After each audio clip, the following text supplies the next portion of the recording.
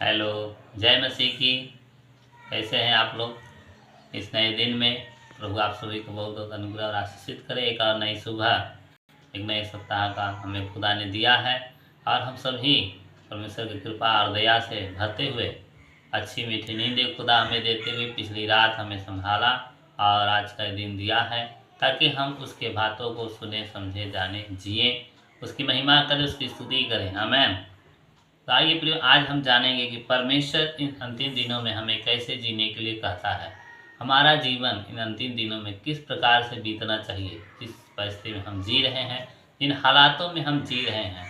प्रियो, उन बातों को समझने के लिए परमेश्वर का वचन हमें क्या कहता है, इसलिए वीडियो के अंत तक बने रहें, जाए नहीं, इसको छोड़े नहीं, क्योंकि आपको एक बहुत महत्वपूर्ण जानकारी प्राप्त होने वाली है कि इन अंतिम दिनों में मसीही लोगों को कैसे जीना है, क्या करना है, कैसे खुदा के चरणों में आना है। आमीन।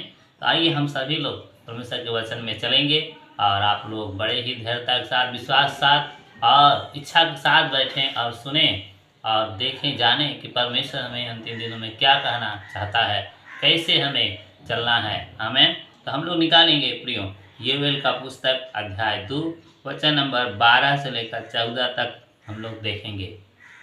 योएल नामक पुस्तक अध्याय 2 वचन नंबर 12 से 14 हम पढ़ेंगे कि परमेश्वर क्या कह रहा है। यहाँ देखिए, इसका हेडिंग है पश्चाताप करने का आह्वान। यानी परमेश्वर हमें पश्चाताप करने के लिए एक जरिया, एक रास्ता बना रहा है, बता रहा है। कैसे है? तो भी यहोवा की यह वाणी है, अभी भी सुनो, उपवास के साथ रोटे पीटते अपने बुरे मन से फिरकर मेरे पास आओ। अपने वस्त्र नहीं, अपने मन ही को फाड़कर अपने परमेश्वर यहोवा की ओर फिरो, क्योंकि वह अनुग्रहकारी, दयालु, विलम्ब से क्रोध करने वाला, करुणा निधान और दुख देकर पछताने हारा है। क्या जाने वह फिरकर पछताए और ऐसी आशीष दे जिससे तुम्हारे परमेश्वर यहोवा का अन्न बलि और अर्घ दिया जाए। आमीन।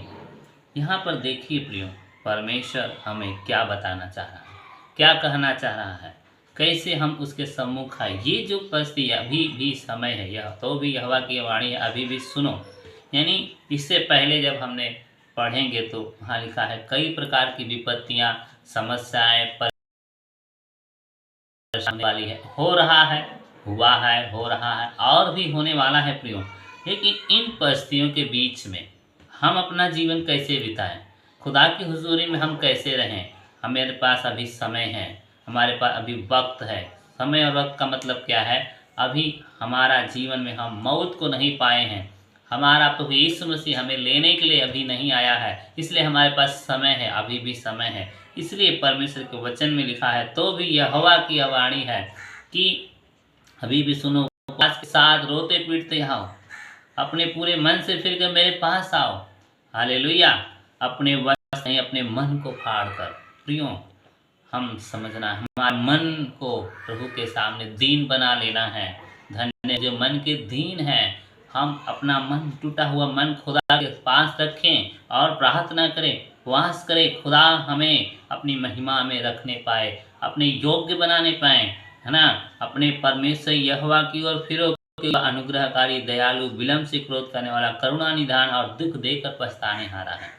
प्रियो, सोचिए, हमारे परमेश्वर के स्वभाव को देखिए, वो क्या है? अनुग्रहकारी है, दयालु है, विलम्ब से क्रोध करने वाला है, करुणा निधान, दुख देकर पछताने हारा। इसलिए वो हमें एक मौका दे रहा है, एक रास्ता दिखा रहा है, एक सहारा बन रहा है और कह रहा है अभी भी समय है। हालेलुया। अभी भी समय है, अभी भी खुदा कहते हैं वक्त है प्रियो, है ना। वक्त का मतलब मैंने जैसे बताया प्रियो कि अभी हम जिंदा हैं और हमारा यीशु मसीह अभी लेने आया नहीं है, कोई भी एक परिस्थिति ऐसी नहीं हुई है, इसलिए हमारे पास मौका है। तो इस मौके को कैसे भुनाना है? उपवास करके, प्रार्थना करके उसके पास आना है, प्रभु यीशु मसीह के पास आना है, परमेश्वर के पास आना है। आगे 14 वचन लिखता है, क्या जाने वह फिर कर पछताए और ऐसी आशीष दे जो तुम्हारे, जिससे तुम्हारे परमेश्वर यहोवा का अन्न बलि और अर्घ दिया जाए। यानी हम उसको प्रसन्न कर जाने पाए, हम उसको खुश कर जाने पाए, ऐसी आशीष खुदा हमें दे दे, ताकि दिनों में हमें प्रभु बल ताकत प्रदान करने पाए और उसकी महिमाएं हम करने पाए। प्रियों, ये वचन हमें आगाह कर रहा है, ये वचन हमें समय के वक्त के बारे में बता रहा है, ये वचन हमें मदद कर रहा है कि परमेश्वर हमसे क्या चाहता है, परमेश्वर हमें क्या करने के लिए कह रहा है। तो प्रियों, आज का सुंदर संदेश आपके लिए, हम सभी के लिए, कि इन दिनों में हमें कैसे चलना है, कैसे बढ़ना है। तो आपको प्रभु बहुत बहुत अनुग्रह करे। प्रियों, अगर ये वीडियो, इस संदेश आपको पसंद आए तो आप कृपया हमारे चैनल को सब्सक्राइब करें, लाइक करें, शेयर करें, कमेंट करें, और आपको प्रभु अनुग्रह और आशीष करे। आपका प्यार और साथ हमारे साथ बना रहे। हम आप लोगों के लिए दुआएं करते हैं, प्रभु आप लोगों को बहुत अनुग्रह करे। प्रियों, इस बातों को गंभीरता से लेकर जीने की चाहत बनाएं। आमीन।